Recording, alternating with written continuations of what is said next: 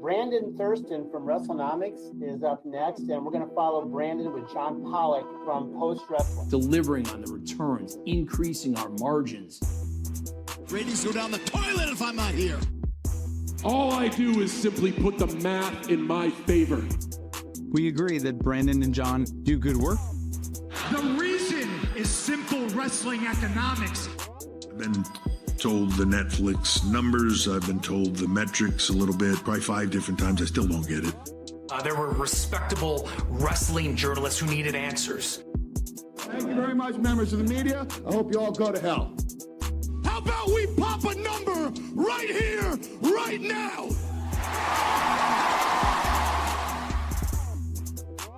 Whole part of the show, man. And here we are on Thursday, June the 18th.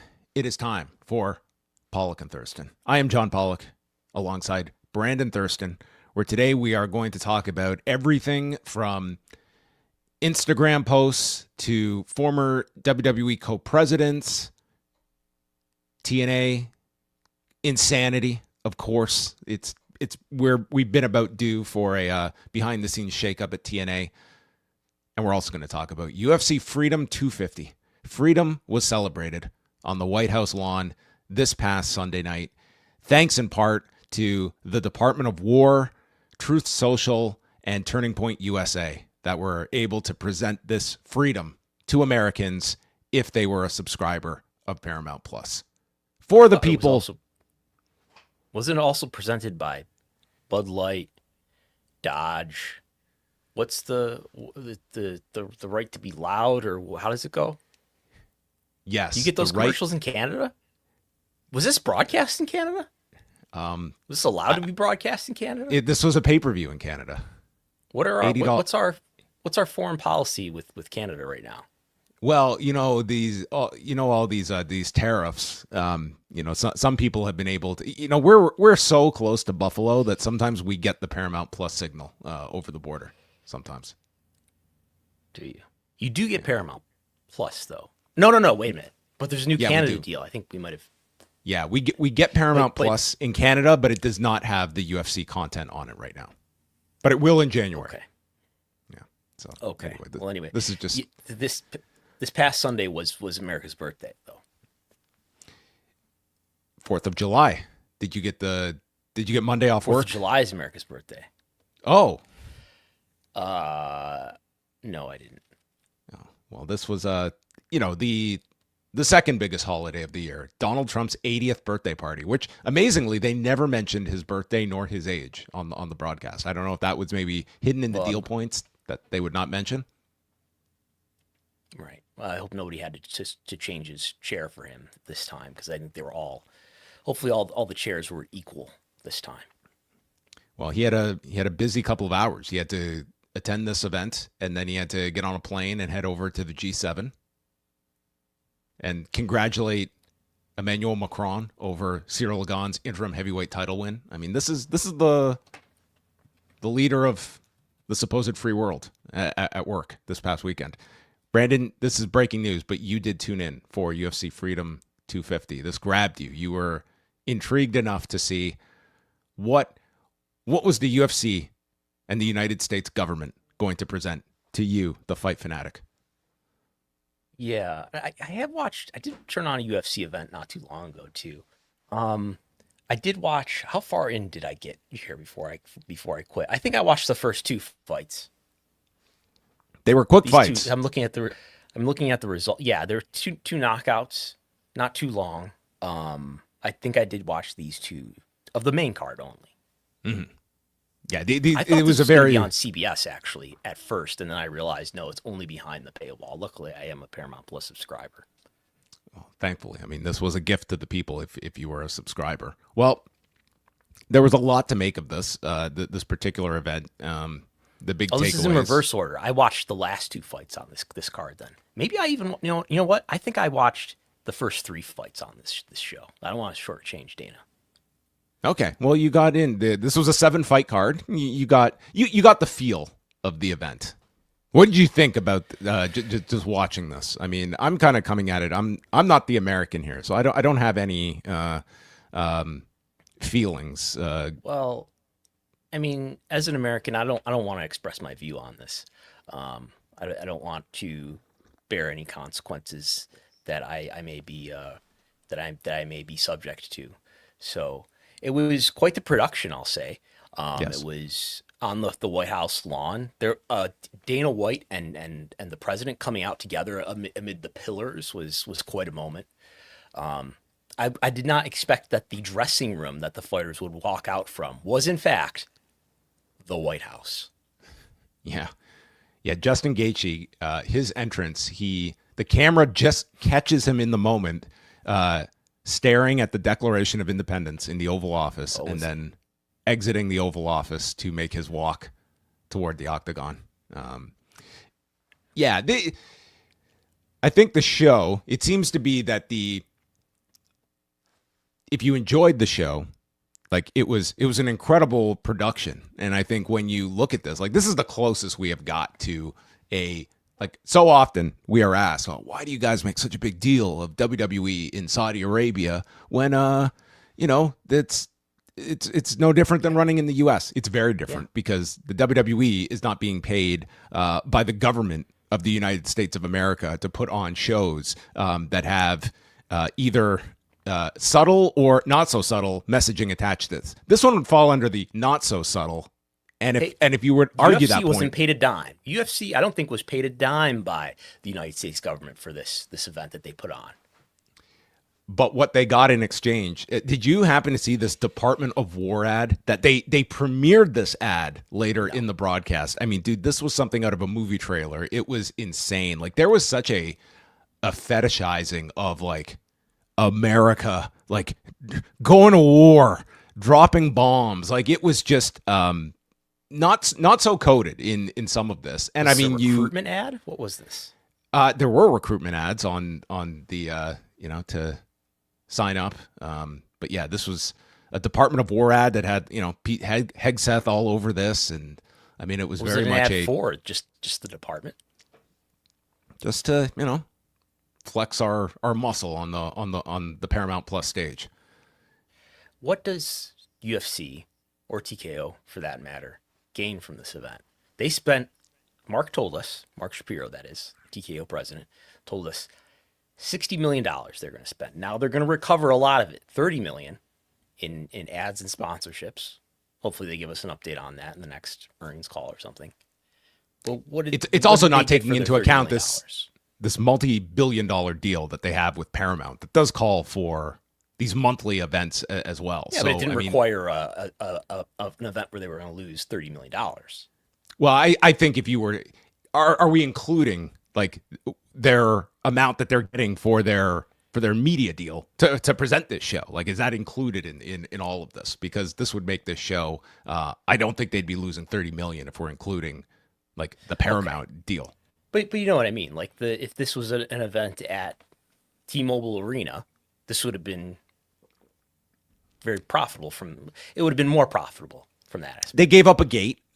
They certainly merchandised the hell out of this, which was a bit of a detour from originally when they were stating this about, we can't sell anything on the White House. Like they wanted to make this feel like a pristine event that would not be over commercialized. Well, someone missed that memo because this thing was an ad for every object you could imagine that comes into the UFC sphere, down to there's this new AI defense contractor that is now sponsoring the UFC. It's called Andril, and this is I could not describe this off the top of my head, but it is it's an AI based defense contractor that is able to be a sponsor here in the Octagon. It's it very much gives you a light onto those that are attaching themselves to the UFC brand and what the UFC brand means in 2026, as the others that we mentioned here that were all over this show. Like there was the commercialization. I mean, you may be turned off by it. It's kind of part and parcel with the UFC product, and the White House was not exempt from being just the Trump. The Trump commemorative coins were being hawked on the broadcast here as well. A cool $12,000 to land a Trump UFC commemorative coin in honor of this event. Have you seen? I think this is from the Washington Post. Somebody wrote, "Bring me your tired, your poor, your huddled masses advertising Bud Light and trucks, among other things." Well, that's there was like a unprecedented level of coverage that this show received because it went far beyond just the sports media. I mean, I've never seen so many think pieces on what exactly the UFC means to society at large. And our friend Ariel Hawani doesn't want to hear that. He loved this event. Well, there were those that, looked at this. It's interesting that you look from some MMA fans that this sport has always been positioned as like this outcast of the elite sporting class. It's always had this chip on its shoulder because it's been so hard to gain regulation, and it's been like this fight. And for some, they viewed this as like some victory. Like this is the ultimate legitimization of the UFC. And I would argue it's like coming out here saying this is cockfighting all over again, except for instead of a moderate Republican, it's a bunch of liberals saying that this is desecrating the White House. This is having this violent event with advertising and sponsors at this sacred ground on the South Lawn, right? I'm sorry, I was looking up this Andril partnership, and this is from a past guest of the show, our friend Kareem Zidane, who mentions that it's this controversial defense tech startup that has all these contracts with the U.S. government, including a deal with Border Patrol, basically to use AI-powered surveillance tech to patrol the U.S.-Mexico border. All right.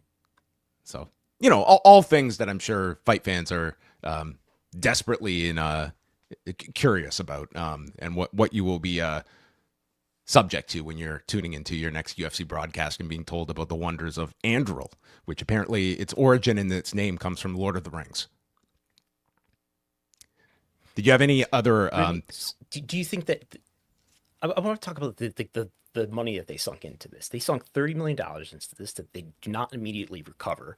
But do they recover the enhancement of their relationship with anything or anyone because of this? Is that part of why they're doing this? I know Mark Shapiro has justified it as it's going to be amazing marketing value. Everybody's going to see and think about UFC. That's true. Is that it? I think that this is $30 million in value. I think that this is, I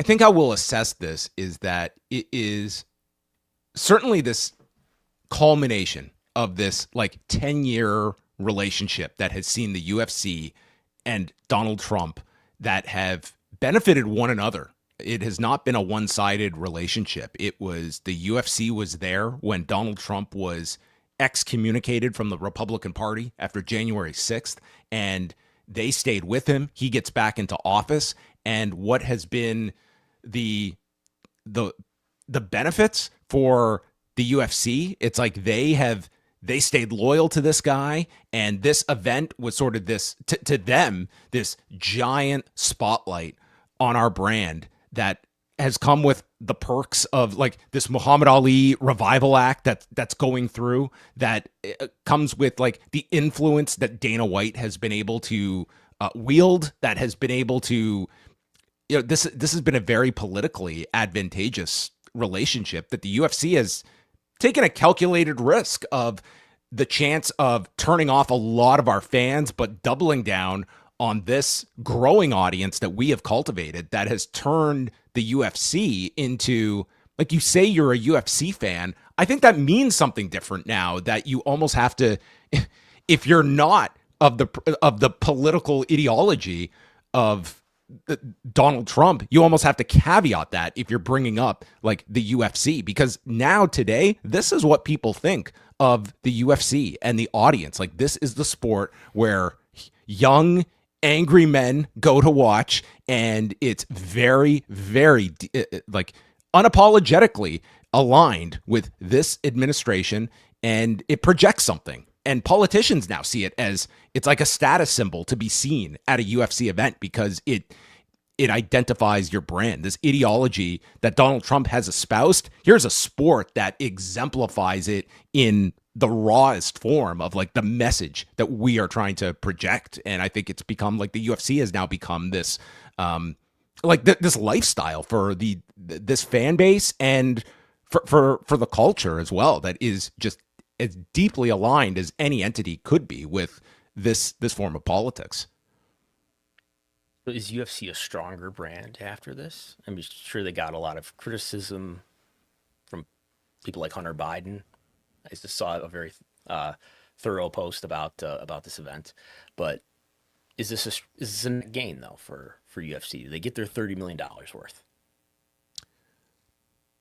I would say short term. I think Sunday was a great night for the UFC. Like, you may have like a really like bad taste in your mouth about watching something like this, but there were plenty that tuned in that I think were blown away by this. And I think the UFC would look at this as like, this was a calculated choice that paid off for us. The show went off generally well.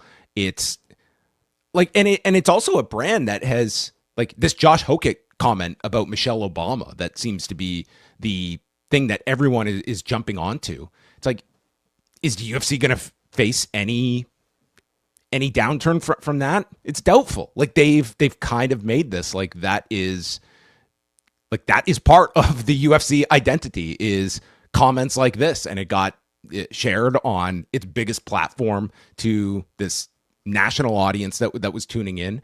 I would say I'll throw it back to you that if we look, 2 years down the road and there is, Donald Trump is not in power any longer. Like, do you see, like, are there going to be fans that revolt against the UFC? Is there a backlash to going this far, or do you think that they are largely insulated from, like, they have so much of their revenue that's guaranteed? Like, what does a downturn even represent for UFC?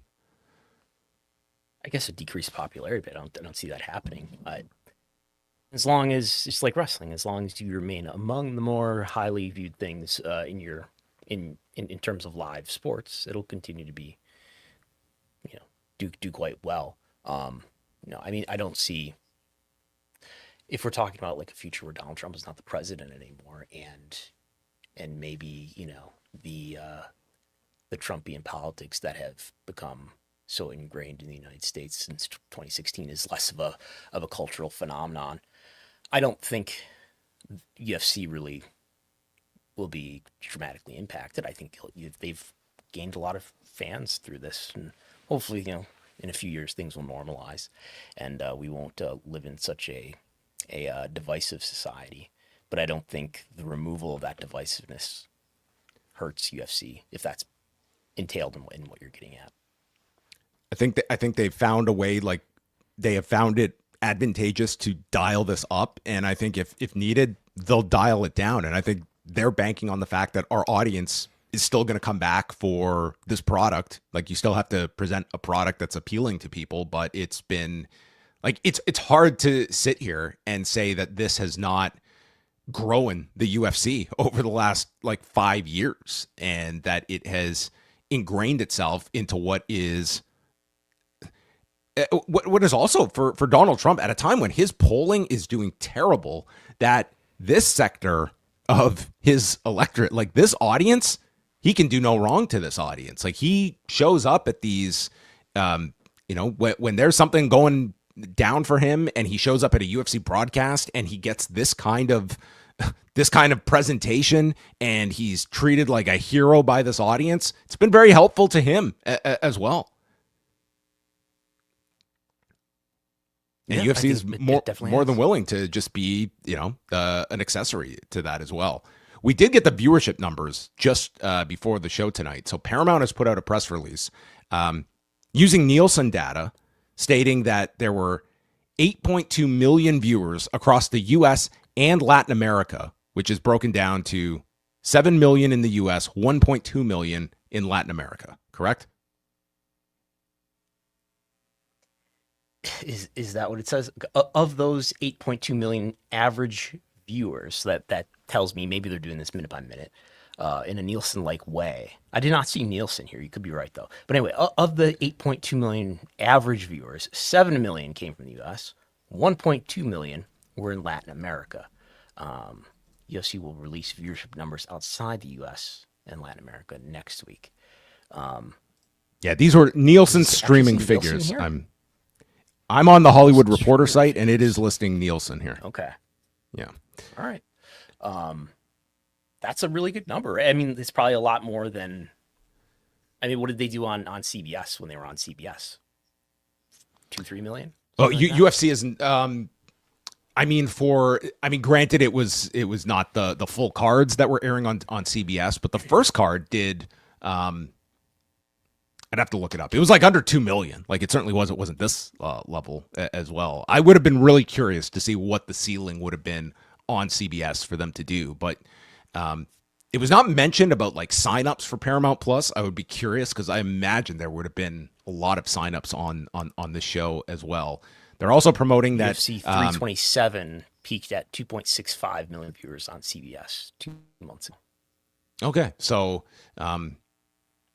Yeah, I looked at this as a very good number. It's very difficult to compare this with the Rousey Carano number that was on Netflix, which was a live plus 24 hours number. It was also using video amp, and that would also be worldwide figures as well. Whereas this, we're looking at U.S. and Latin America, where Paramount Plus airs the UFC events free with a subscription, and then in other territories it has different broadcast arrangements as well. So, I mean, those are the figures that we have for the UFC card.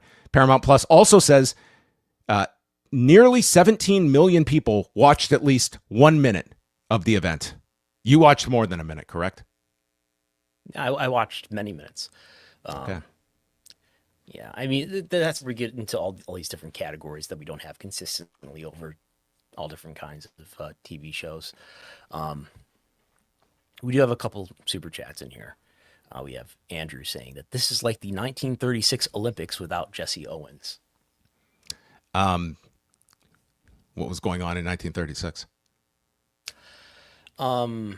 There was some stuff happening in Europe probably.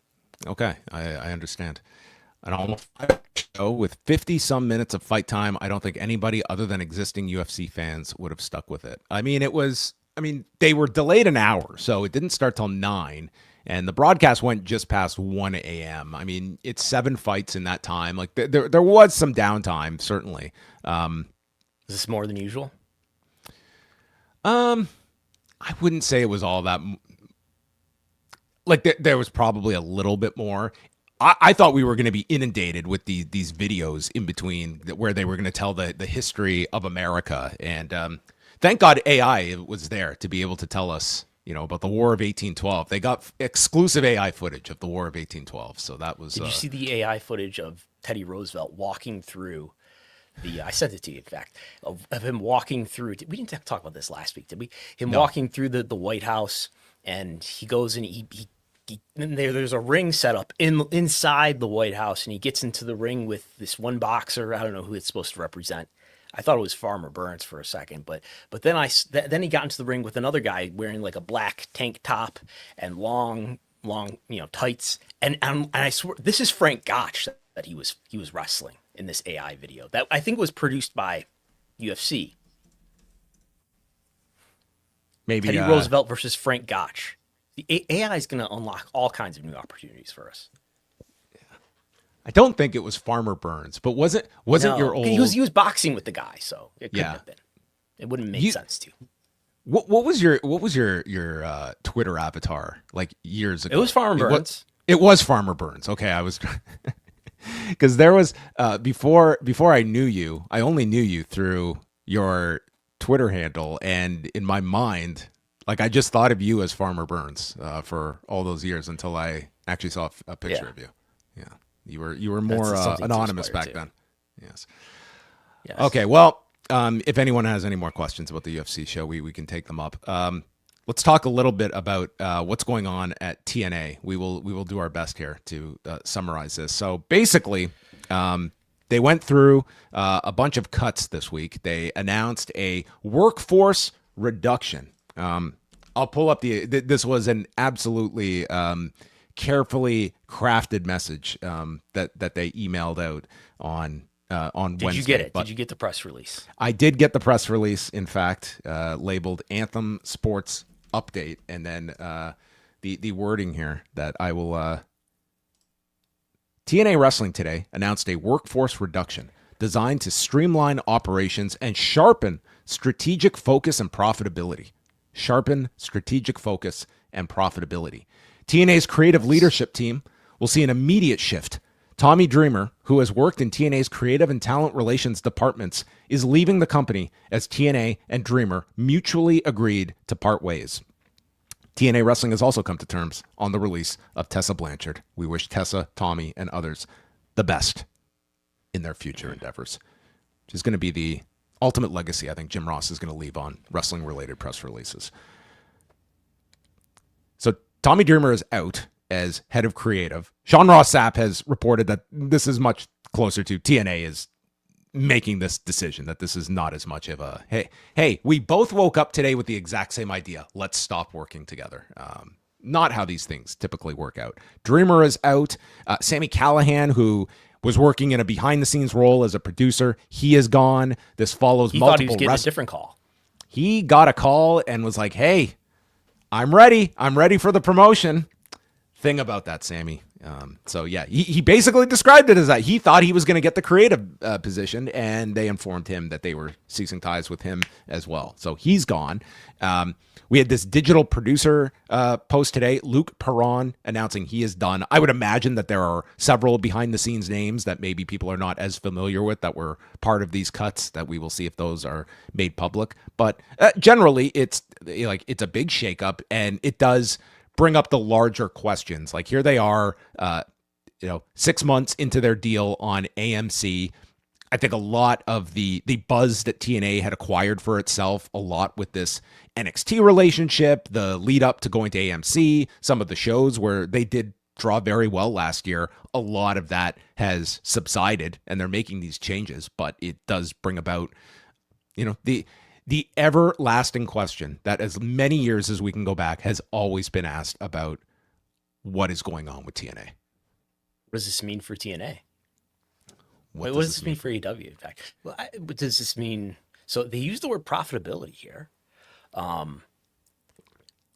Designed to streamline operations and sharpen strategic focus and profitability. Does that mean they also want to sharpen profitability? I don't know how to read that. So do you think I do not think TNA is profitable. That would be my guess. AMC deal that they just started in January, does that mean a big infusion of cash? They're laying people off here. It suggests not.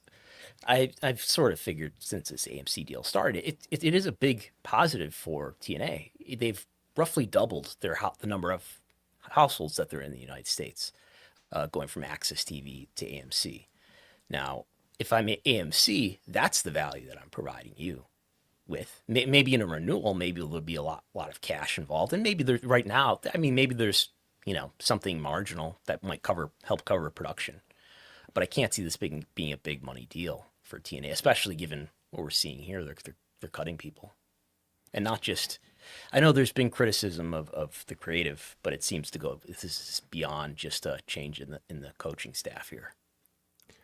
I mean, as I was talking with Way last night, I think it would be refreshing if we did start to see some new names into these creative roles. Nope. I mean, nope. I want some crazy ideas in there, and nope.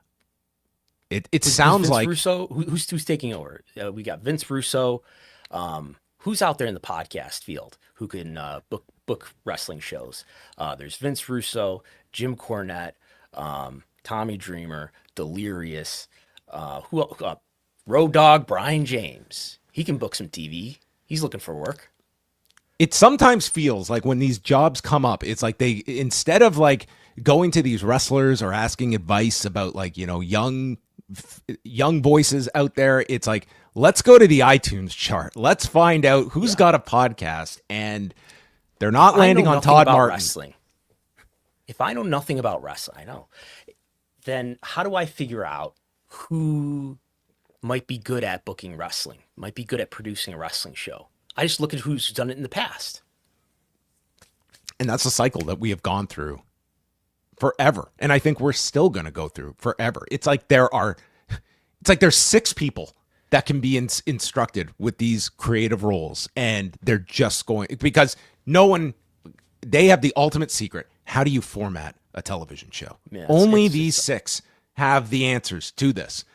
And I would just like WWE to do a major creative overhaul. Like it's impossible to turn that ship. A TNA, they're at a point like they can take more dramatic risk. You could go out on a limb, and I think that is an advantage for TNA. I don't think anyone wants a company that is just playing it safe, because playing it safe, like, this is your role in the wrestling ecosystem, and it's one that I just don't think is ultimately one that you're going to be a difference maker in this industry.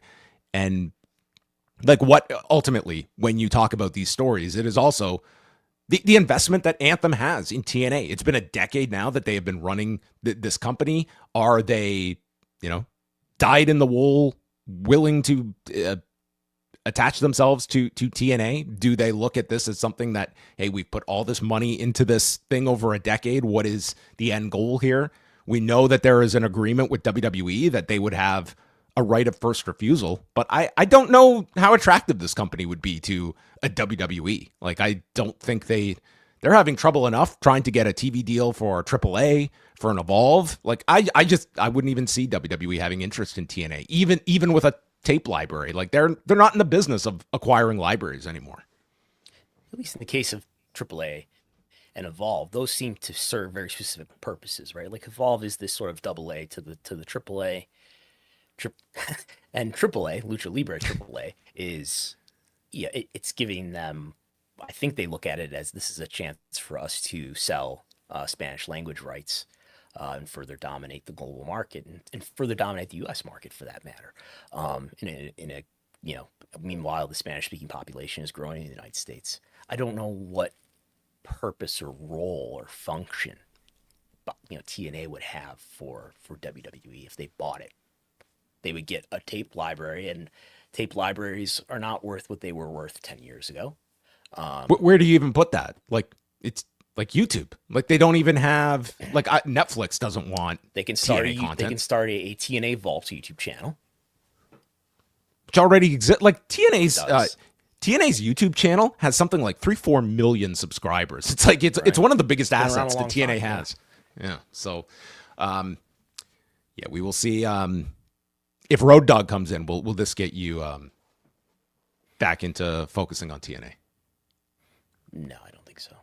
No? Okay. Well, we will. We'll keep you posted on the latest goings on. If this had been 10 years ago, I'm sure someone that would have been interested in a TNA tape library would have been George Barrios, the then co-president of WWE, and just releasing his brand new book, Sometimes Wrong, Never in Doubt. And this past week, I got a chance to chat with Mr. George Barrios, and Brandon, you got to hear some of this interview. We have a couple of the clips here that we're going to play. We're going to get some of Brandon's reaction to these comments, and I also want to get Brandon's thoughts on the interview as well. So first off, we're going to talk about, well, let's first start off with Saudi Arabia. People might remember the WWE went to Saudi Arabia in 2018. They hosted the greatest Royal Rumble there. And then a few months later, small little incident occurred in October of 2018 where a dissident journalist was murdered. And a month later, the WWE landed back in Saudi Arabia to present Crown Jewel. And this was a very contentious decision that the WWE made. And Barrios does talk about it in his book, that this was a decision that Vince McMahon was, in his accounting of it, Vince was very, he wavered very much on this decision and what this could mean. And it seemed like it was George and Michelle that were ultimately pushing to move forward and host the event, which they did, and they received a ton of scrutiny for. So here is George Barrios telling me about the decision to go run that event in 2018 with the Crown Jewel event. There is no doubt that as someone running a business, that you're incentivized to do deals that are accretive to the business. That's true. So is there an incentive to do the deal? Yes. Does that mean you're going to do whatever? And back to the question that you're putting your morals aside? No, it does not. But it goes into the decision making, and part of it also goes in, John. That was a unique moment, and like you said, it was all happening right then and there. My recollection now, I could be wrong, was that there was a lot of speculation about what had happened. People were saying it. Nobody was 100% sure, and I'm not using that as an excuse or to kind of deflect kind of the essence of your question. But what I would tell you is what went into the decision was, yeah, of course the economics went in. Then also went in, is this the right thing? Also went in, are we damaging the reputation of the company by doing this over the long term? Also that went in is, how do we think about generally, not just in this situation, doing business in countries where we may not 100% agree? That was the debate, right? Those were all the things. And it's not an easy one. There's no simple answer. There's nowhere that you can point and say, oh, yeah, this is the right answer because look at this. It's judgment. But that was the process. But it's a fair point to say, but hey, George, you were incented to do that. That was one of the incentives. But I'm also incented to make sure the company is around long term. And so you don't want to do something that you think, hey, I'm going to cut a check, but then I'm going to damage the business, or do something that I say, hey, look, I also, at the end of the day, this isn't paying me that much. I also have to look at my family, my wife, my 3 daughters, and do what I think is the right thing for me. So all of it went in, and we made the decision that we made. And in hindsight, I think we went about it the right way, and it ended up being the right decision. But to me, it's always more important to say, did you think about it the right way? Did you talk about everything you should have been talking about? Did you weigh things? Did you talk about it? Like I always say, the world is probabilistic. There's no certainty. So what you really got to think through is, what do I think the probabilities of different things are? Not that you're going to be perfect. That's how you make decisions. I thought we did that. So I was happy with the process we took. So it is worth noting that at the Q3 earnings call in 2018, right before the show in Saudi Arabia, Vince McMahon's statement includes the fact that the company has decided to uphold its contractual obligations to the General Sports Authority and stage the event. Full year 2018 guidance is predicated on the staging of the Riyadh event as scheduled. So they're really not masking that. Like, the financial side of this was a huge contributing factor to this decision. Now, I think all of us would probably, come to that conclusion rather easily, but like, that was generally their justification too. Now, George is going to parse that a lot of their, there was thinking about like the long-term reputational hit that the company could take. And maybe you can refresh us, Brandon, as well. Like, the stock took a really big hit here. So if you're arguing that this was just a good financial decision for the company, it did come with the stock taking quite a tumble in that month of October 2019. And I would assign like this decision being a key factor in that decline. Yes. I'm going to try to pull the history. I don't know if I'll be able to. I guess to be transparent with people, I was listening into this interview that you did live, and one might say I might have been text screaming to you certain follow-up questions as this was going on. I mean, so he's saying that, well, yes, moral considerations are a real consideration that weigh into it. The financial considerations weighed in as well. How much of a financial consideration? You could say on one hand, $50 million per event. You could also say that, hey, if they don't do this event, are you jeopardizing the entire 10-year deal as well, where then that becomes a much bigger loss? I guess the question I'd throw back to you. Was this the difference between W being profitable and not? No, that it was not. It could have walked away from this deal and it would have been a hit, but it would not have bankrupted them, certainly. This is not a matter of fiduciary duty. This is a business choice. He wouldn't have been. I think he even sort of volunteers it to you in part of the conversation that's not in the clip that we just listened to, where he sort of clarifies that it's not a matter of a fiduciary consideration. It's not part of his fiduciary duty to make WWE even more profitable than it might be otherwise, just because it's his fiduciary duty, I think, to make sure that investors get a fair deal and to be honest with them. He also frames it as if there's personal jeopardy in terms of his ability to he's got to think about his family, he says there. I mean, George is going to make millions, I think, either way. I guess the question I would have is, okay, if this is a $50 million per event deal, if this was a $25 million per event deal, would you still do it? If this was a $10 million per event deal, if this is a $1 million, like, how low do you have to go to where the balance gets tipped? And why is it worth it in some cases and not? Like, is there a monetary value on those moral considerations, and why? So what I was trying to get at in my question was, if you were to make a decision that you believed was the morally correct one, in what way are you necessarily rewarded for that? And I don't know if there's like an easy answer to that. And the cynical side would say, did the WWE come out of this thing? Like, where is Saudi Arabia positioned now? All these years later, WWE has enjoyed all of this revenue from Saudi Arabia. They went through this period where I think this was the lowest point, and they've certainly received scrutiny, but that is almost non-existent. I think we are one of the only shows that ever bring up this topic anymore. Like, they weathered that storm, and what has it done? Like, it essentially brought the government of Saudi Arabia right into TKO, that now has its influence in boxing, in UFC, in WWE, and they went through this and they got all their money. The stock eventually did go up. There was this giant merger, and that's where I'm saying, like, had they walked away from this deal, would that have been the right business decision, even if it was the right moral decision? Do business decisions and moral decisions deserve equal weight? In a perfect world, they would, but they don't.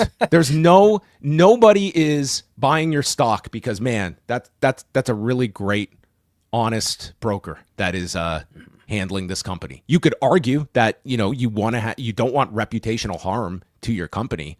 Like, did they sustain real reputational harm for this? Like, in the moment, it certainly did feel like it. Yeah. Somewhat they did, but it's not been. I mean, clearly WWE is doing great financially. Like, it didn't harm them with any broadcasters when their rights came due. It didn't affect, performers that had any hesitancy to work with this company. They didn't lose any sponsors at that time as a result of this. Like, it's why I honestly really applaud an Ari Emanuel at that time who did do something about it. And I think he came to the same conclusion years later. He's like, I don't know why I did that. And I don't think he's ever making that decision again today. But in 2018, he certainly had a crisis of conscience. And that was enough that, for those unfamiliar, he turned away a $400 million investment from Saudi Arabia after the Jamal Khashoggi murder. And, and it was outlined. Like, he was concerned for his personal safety afterward. Like, that guy put his money where his mouth was there. And years later, I mean, he doesn't even want to address it. I don't know if he views it as a mistake. I would think maybe he does view it as a mistake at the time. I think the incentive is just that if you're an executive who's willing to put moral considerations with enough weight in a situation like this, where you pick the moral consideration over the financial situation, there's someone lining up behind you who will make the financial consideration instead of the moral one. And so it's sort of natural selection that you get people who are willing to, put $50 million over killing a journalist, over the notion that we're going to broadcast totalitarian propaganda into the Western world and across the world on the W Network and Peacock. So if you don't, somebody else will. And that's, I guess, sort of the incentive structure that we live in.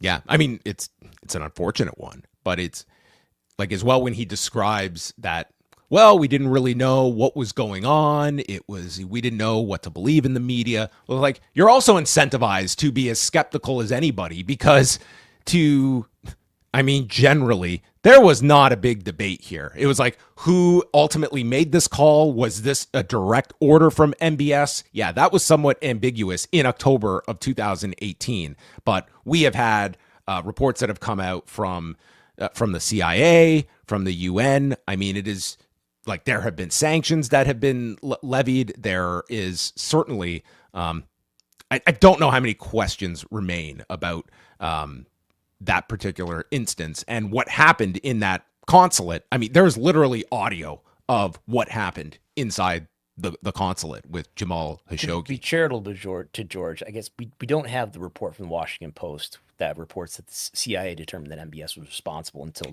not at that time in October. That's a couple weeks after Crown Jewel, But here we are, 8 years later, still doing the show. We know very well what happened to Jamal Khashoggi in Istanbul.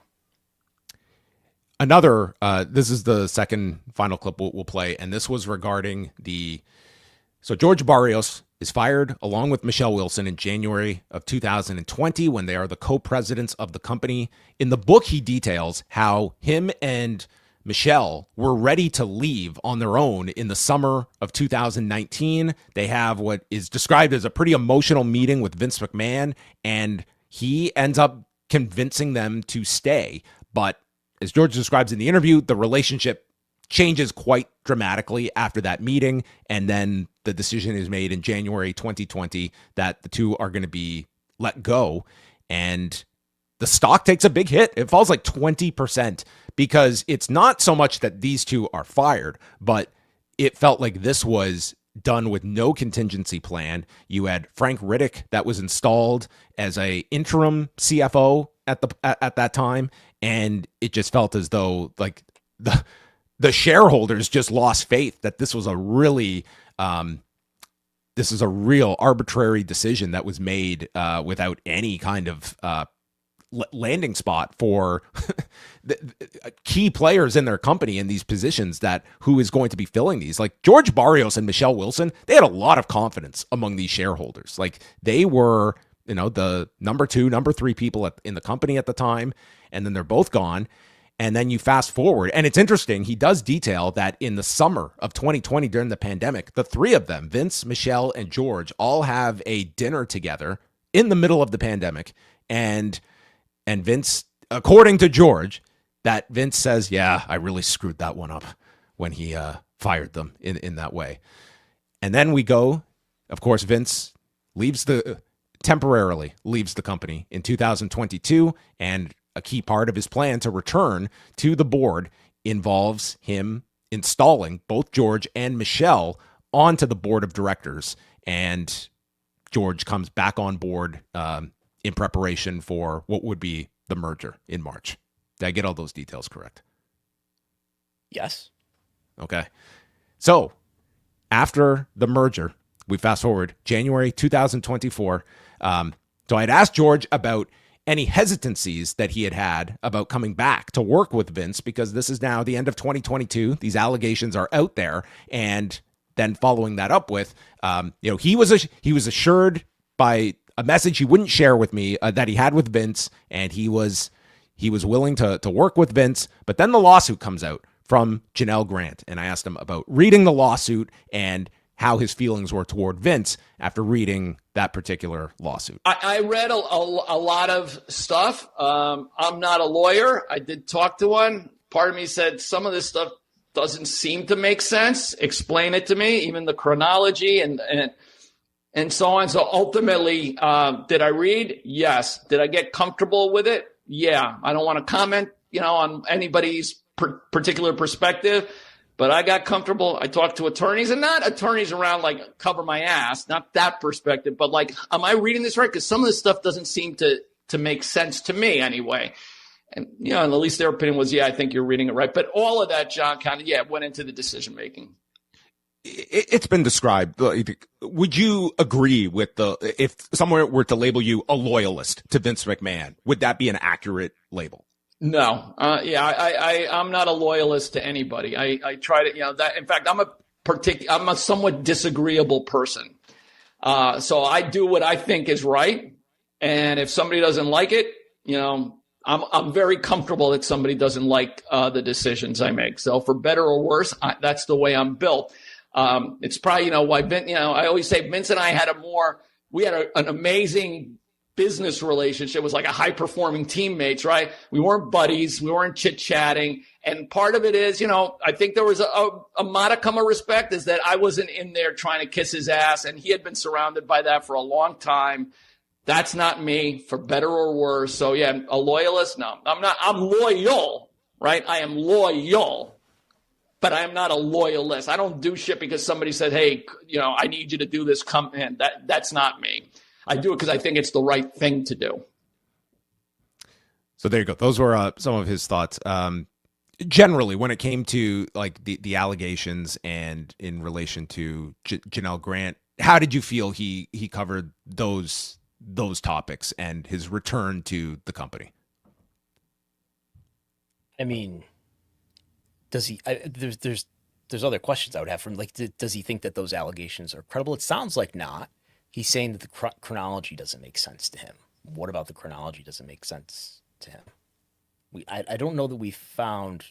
I mean, one can disbelieve or believe Janel Grant's allegations or not.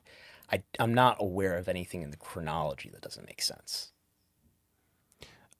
I think if he has sat down and read that lawsuit, if you're coming away from it and you're okay working with Vince McMahon, just from the text alone, I don't know if there's much that is changing that opinion. That would be my assumption to things. It's like if you're reading that lawsuit, and even if you want to, like you're not going to put any faith in what's alleged of anything that is alleged. Like the text alone, like it paints such a picture.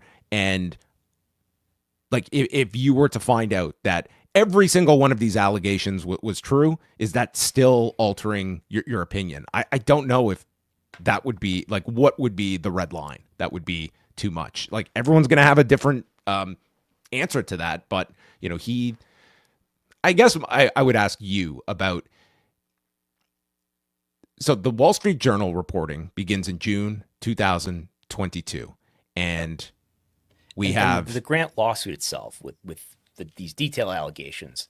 Those don't come out until January 2024, by which time TKO has finalized and he's no longer involved with this. Yeah. Yes, he's not working with them any point after that point.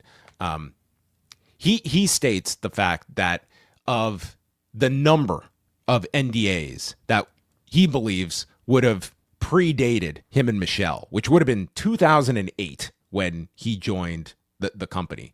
Now, is it feasible that he would be learning about these NDAs for the first time, reading the Wall Street Journal, the existence of all these separate NDAs? You're asking me? Well, it's feasible. I think so. I mean, look, now George is on the whole thing was that these NDAs were hidden. Yeah. I think quite likely. Yeah, I think Jerry and Vince knew, and the counterparty knew. That's it. So maybe, it's like in one case, Laurinaitis would have known. Mm-hmm. He mentions in the book about his first initial meetings with Vince when he's being hired are, do you have any? He alleges like any public issues that I have had, and it's like it sounds like George did his research on Vince and he was comfortable like working with the guy, and there was certainly ammunition there. Like if you're coming in 2008, that there's plenty of history involving Vince McMahon at that point. In 2008, there's the Rita Chatterton allegation that she made in 1992. It's the Boca Raton. That's true. That was the tanning salon in 2006. Yeah. That would be maybe the most public, right? Because that one did get like coverage in 2006 when it occurred. But beyond that, I mean, it's all kind of within the confines of the company and how much was known about that was going on. There would have been overlap because Janel Grant starts there in early 2019, and he's there until January 2020. But she is working on the XFL side she starts on the WWE side, then she's transferred to the XFL, correct? That sounds right. Yes, because the XFL launches early 2020. But certainly not like Barrios. Certainly not like any interaction with Barrios is mentioned in her complaint or her later affidavit. Mm-hmm. What would you have wanted to hear more of in the interview that wasn't asked? His thoughts. So why did he? I would want to dig into like what really led him to leave. He's kind of framing it as, oh, I did all I could do here, and I kind of want to move on to the next step. And clearly, they wanted to become. They being George and Michelle wanted to become like co-CEOs and maybe push Vince back into sort of a chairman only role rather than CEO role.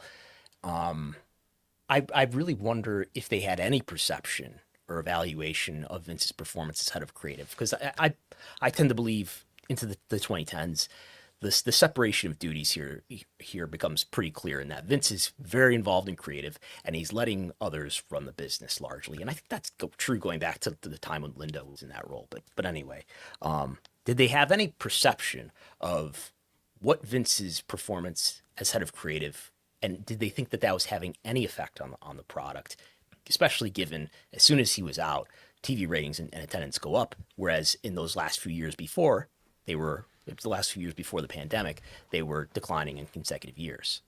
What did he think of AEW? Like, did that play any role? The fact that, well, some other competitors started to emerge here? Was there any sort of frustration about the potential that WWE could possibly realize that it wasn't able to realize? I don't know. I tend to think maybe he didn't have thoughts on that, but I'd be curious to know. Yeah. I mean, certainly he was, extremely tied to the WWE network. Like, he was kind of front and center of that whole launch and initiative. And if you remember at one of the business partner summits, they introduced WWE Network 2.0, which they immediately said will not be what we call this. I actually found my old article about this. WWE Network 2.0, which might have been the same business summit where they introduced the term global localization, I think. It might be. Yeah. I mean, clearly there were thoughts on tiering the network in terms of pricing tiers and expanding it. They decided against that and then decided to license it out to Peacock in the United States and other platforms elsewhere. I'd be curious maybe to know more about what to the degree he's willing to be honest. Like, was the network really considered a success internally? Because they went through so many executives who were sort of in charge of the network until finally they decided to put George and Michelle in charge of it. I think they were a little bit honest in terms of, I think they realized early on in the network that it was actually wrestling content that was driving it and not so much Legends House and things like that.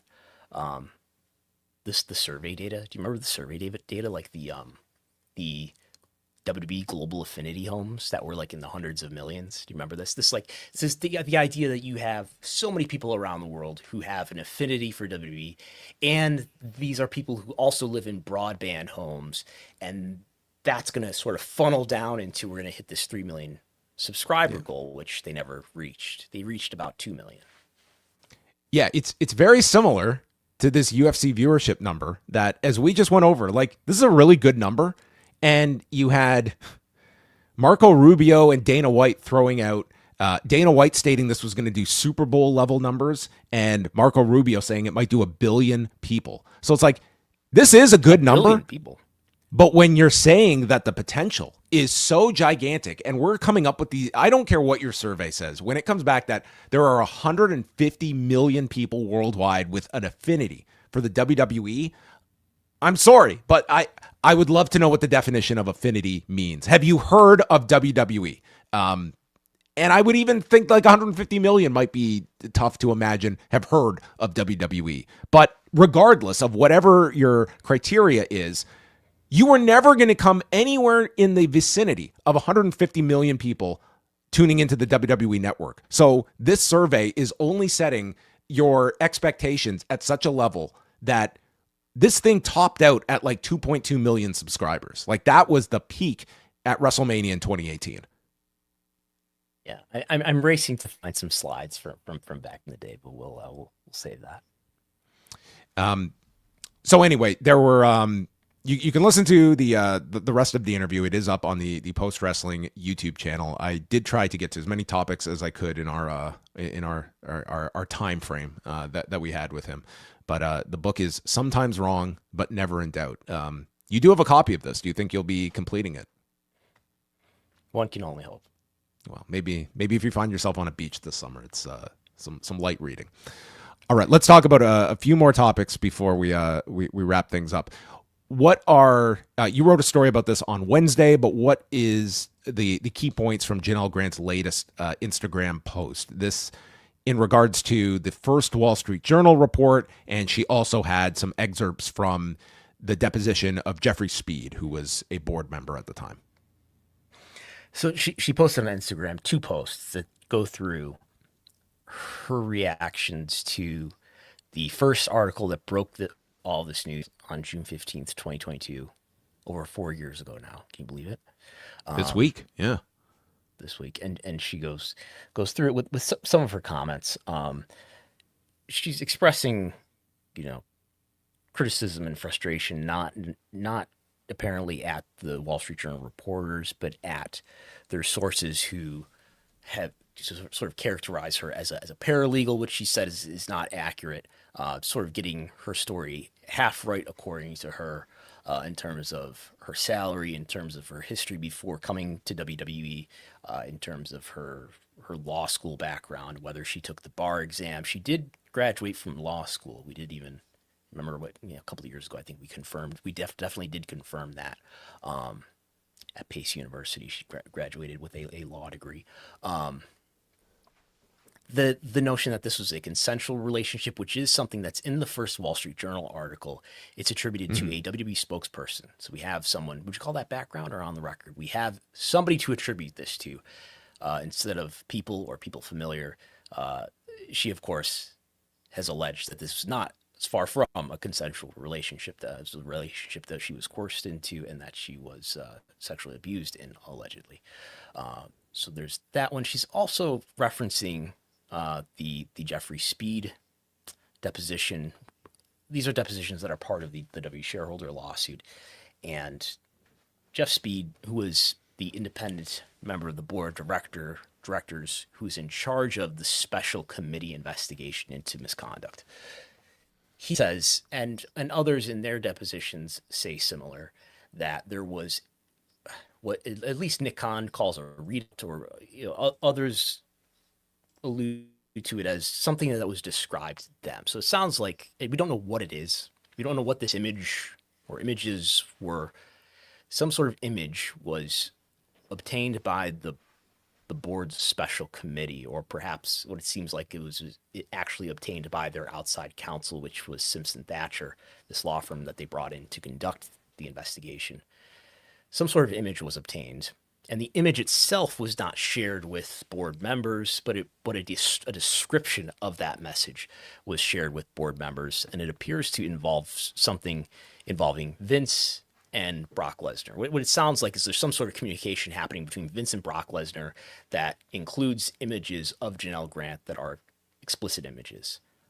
We don't know what those are. And it sounds like Janel Grant doesn't know what those are either. So it's not as if it may have been the case that Vince's phone was handed over by him to the board and they obtained these images, but it's not as if they checked with her before they started including this in the investigation. She has said in the past as well that she was not included in this investigation. Jeffrey Speed has said opposite of that there was significant outreach to her. And then the second message, or the second post that she made, this was all posted yesterday on Instagram, where she goes through the follow-up Wall Street Journal article from July 8th, 2022. This is the one so the first article only reports that there is one NDA. The second article reports that there are 4 NDAs totaling $12 million. And she describes this as the article that she says didn't just change my life, it sent me into hiding.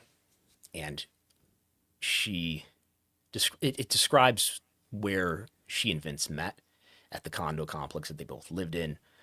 There was also someone on Twitter who posted what her name was. So now, essentially, her name was in public. The place where she lived was in public. This is also the place where she recently obtained a new job, which was her post-WWE job.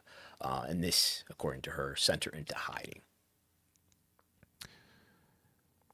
Yeah, so there are other details that she goes over too. Sorry, in the article, including about her pay, including continuing to clarify that she was not a paralegal, but that she had she was a coordinator, I believe was her job.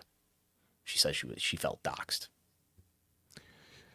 So you can read that on the Post Wrestling site. I mean, it's coming from Janel Grant's perspective, and I mean, it's at least giving you the focus that, for us, we're consuming these articles at the time. She's conveying sort of what her frame of mind was as these articles were being reported, and there's certainly questions about this investigation and what does significant outreach mean? Was there direct outreach to Janel Grant? Was there outreach to representatives of her? Was that outreach extended back? Was there contact made? I mean, Janel has certainly suggested that she was more than willing to participate in this investigation, but that is a big question about this this investigation that WWE conducted, and what if any participation Janel Grant was offered.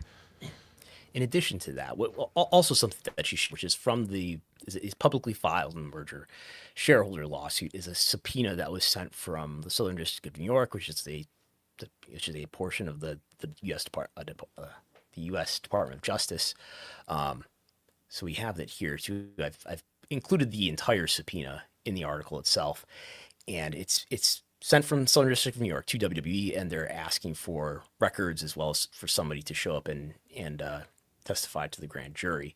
But it also lists all of these statutes, all these federal laws, which I went through and looked up each statute and briefly define what that statute is.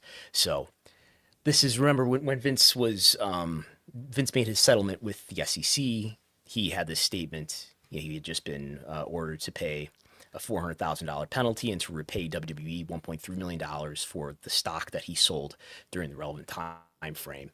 And he makes the statement that there's been a great deal of speculation about what exactly the government was investigating, what the outcome would be. And he said, in the end, there was never anything more to this than minor accounting errors with regard to some personal payments I made several years ago while I was CEO. There's a charitable way to read that and for him to say, look, there was this big investigation, but in the end, the only tangible consequence for me was that I was fined some money over the SEC issues. The Department of Justice was looking into more than just SEC or accounting or financial issues. They were looking into that, and there's a lot of SEC-related laws that they were investigating, statutes that were potentially violated, as well as things like fraud, conspiracy to commit an offense, aiding and abetting, attempt or conspiracy to commit fraud, retaliating against a witness, victim, or an informant, destruction, alteration, falsification of records, sex trafficking is definitely one. Which wouldn't be an accounting error. I don't think so.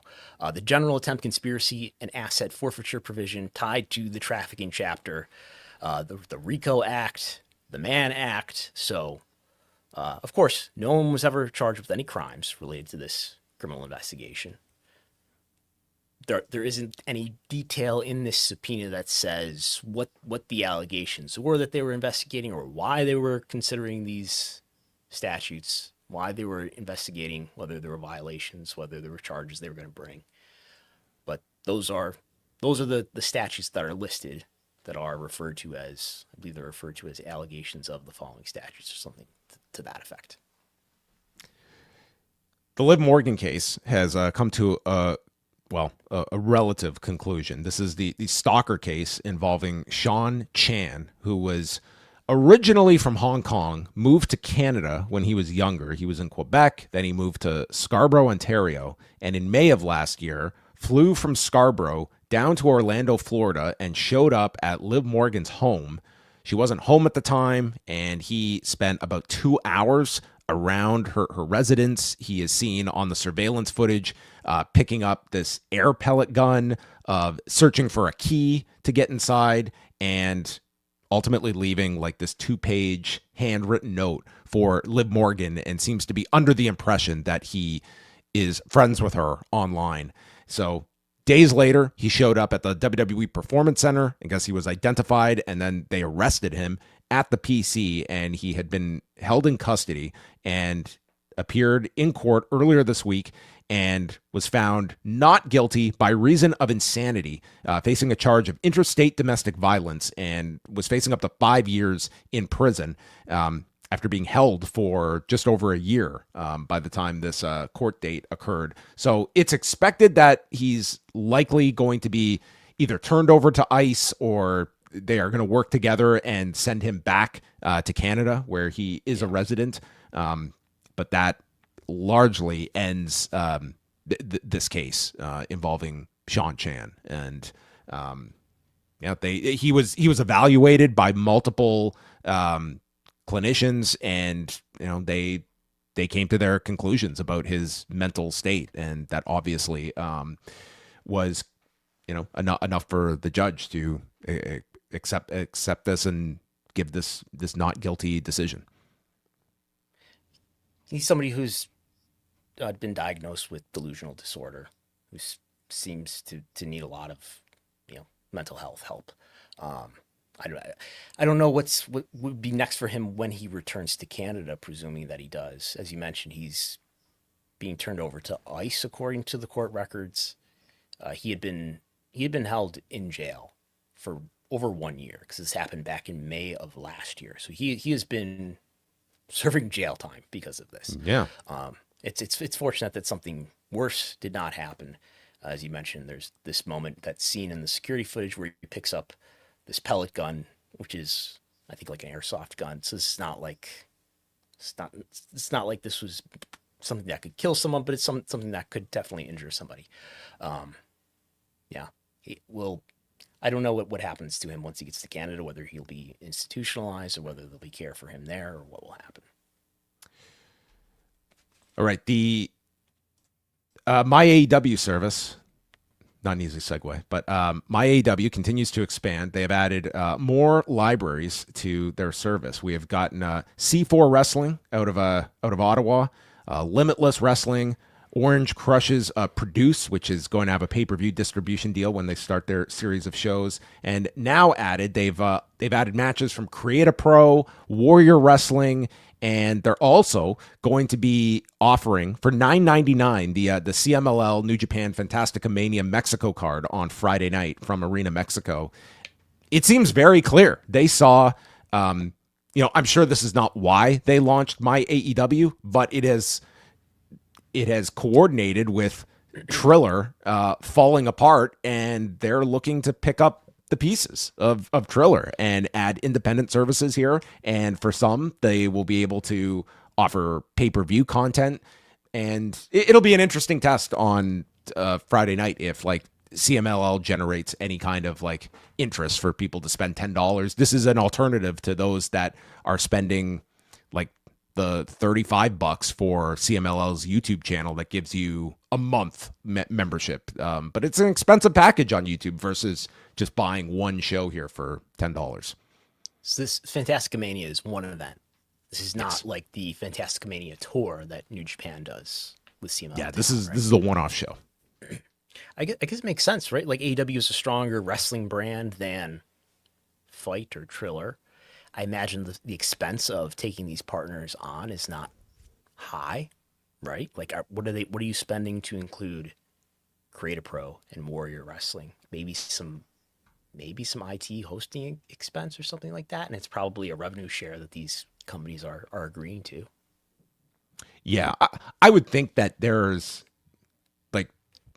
I see them less going for libraries of these independent groups and more towards live shows that I think will drive the occasional whether it be free shows or in the case of some pay-per-view audiences. I'll be curious to see what their appetite is here. I don't know what the audience will be for like libraries of some of these independent companies. But I think they're looking at all of this as just additive. Like we're trying to just create something that people want to get this service. It's not going to be specific because, hey, I've got to see Old Warrior wrestling matches. I want to know what are the chances Brandon Thurston's going to end up on this service before the end of the year?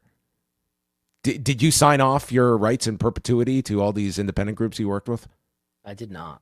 You sign did not. any Okay. of my intellectual property rights to anybody at any time. Okay, so be forewarned. Okay.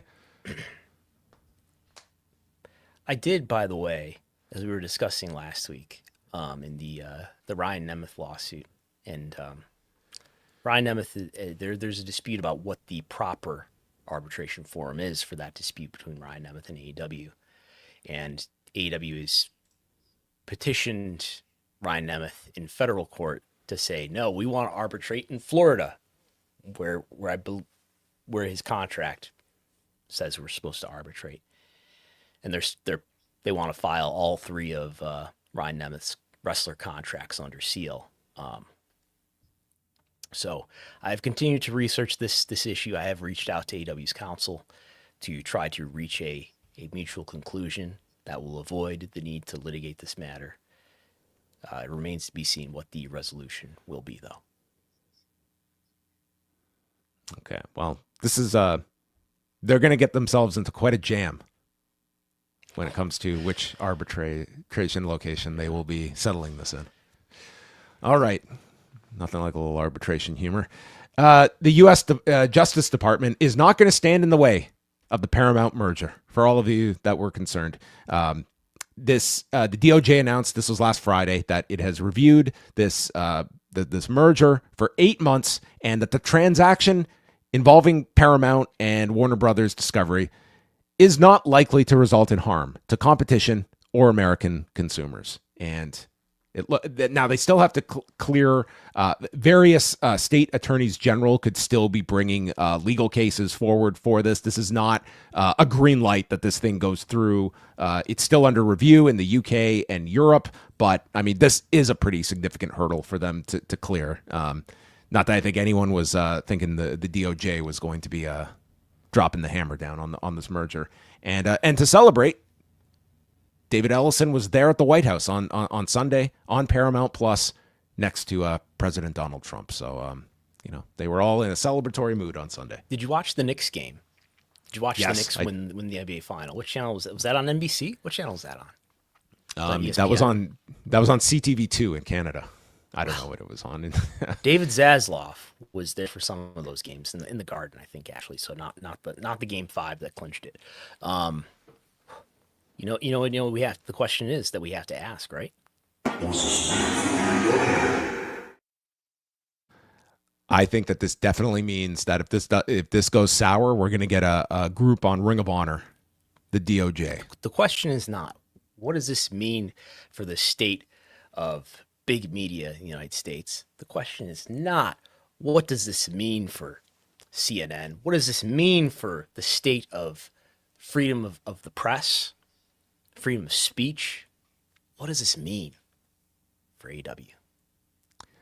I think you're forecasting what one of the main questions is going to be when California State Attorney General Rob Bonta potentially opposes this and asks, what about AEW? What happens to wrestling on Wednesday and Saturday nights? Is the UFC going to bump Collision? These are the questions that the Americans need to know, and I don't know if the DOJ did their due diligence over these 8 months when it came to the pressing question. That's right. Okay, well, it sounds like your country is moving towards like a 2-media property universe, which is kind of what Canada exists in. There's got to be consolidation. The cable bundle is collapsing. There had to be too many options out there, too many voices, too many Netflix. Differences. There's Netflix still. There's YouTube, I guess. Those are number 1 and number 2.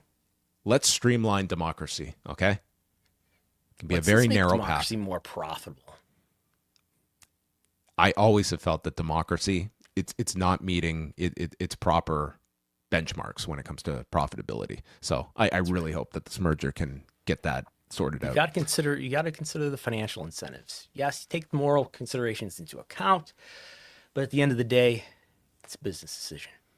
Yes. Yeah. Well, we tried to inject some moral discussion into corporate business. So there you go. That was our contribution to the world tonight.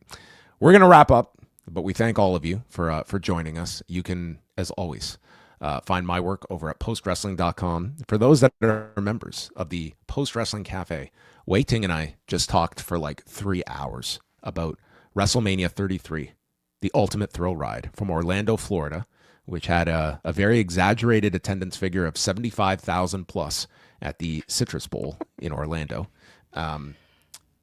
This would have been right in your wheelhouse. Where does Florida rank among states when it comes to? Have you heard my story about this WrestleMania? No. I was in Orlando for this WrestleMania. Were you? You were. So was I. Yeah. We didn't know each other at this time. What year is this? 2017. 17? 17. I'm sure I've told this on the air at some point. So I decide at like the third to last. I don't know. I decide like very close to WrestleMania date that all right, I can get a quick flight from Buffalo to Orlando, and somebody who knows somebody says that they can get me a ticket to WrestleMania. Now, I'm going to struggle to remember the details of what exactly happened.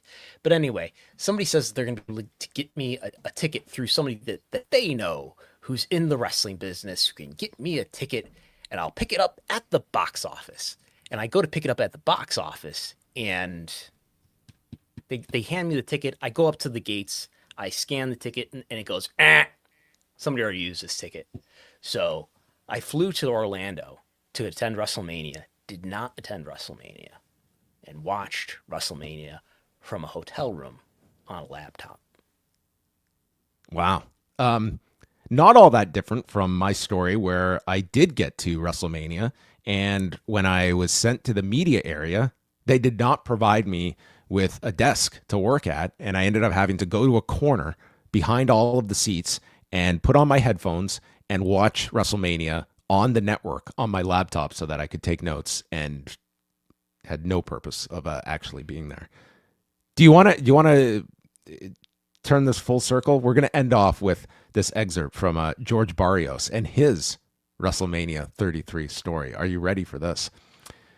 There were some dark stories during this period. Maybe the worst of them happened in April 2017 when WWE was holding WrestleMania, our equivalent of the Super Bowl, in a stadium filled with about 60,000 fans, which is actually a pretty accurate description of this and not the 75,000 WWE touted. He talked about being there that weekend. My perpetual lack of sleep, conspired with an extra glass of wine, made me sluggish. I admit I wasn't my usual upbeat self. Apparently this was noticed by some of our longtime staffers, a few of whom were always looking to curry favor with Vince. They brought this matter to his attention. I never understood why Vince got so offended, but he did. To the best of my recollection, we barely ran into each other during WrestleMania 33. Still, fueled by what people had told him, he called me aside not long after that. "Were you drinking?" he said. I said. "Yeah, I had a glass of wine." "Well, I heard you were having too much." "From whom?" He didn't answer.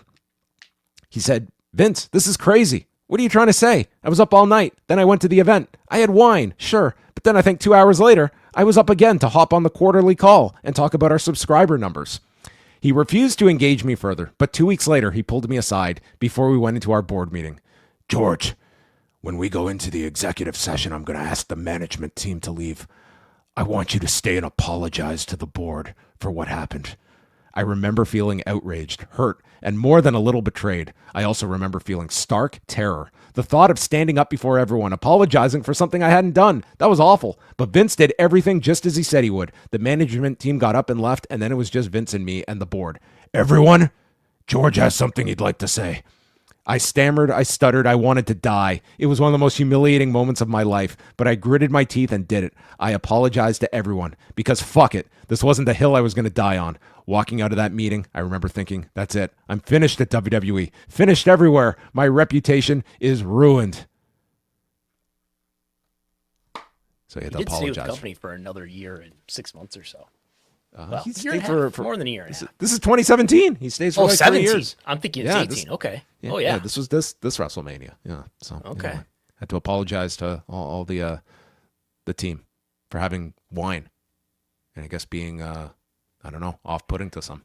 Sounds like a great place. Without more spoilers, because we want to encourage people to check out the book. Are there more stories about what Vince put this man through in their 11 years in business together? That's probably the height of Vince putting him through something, at least what is calculated in the book. I mean, it is hardly a spoiler that he is very deferential to Vince McMahon and thinks very highly of the man. But there you go. All right. Now we are really going to wrap it up. So thanks to everybody for listening. We're here every Thursday night, 8:30 p.m. Eastern time, and we will chat with you next week. Goodbye.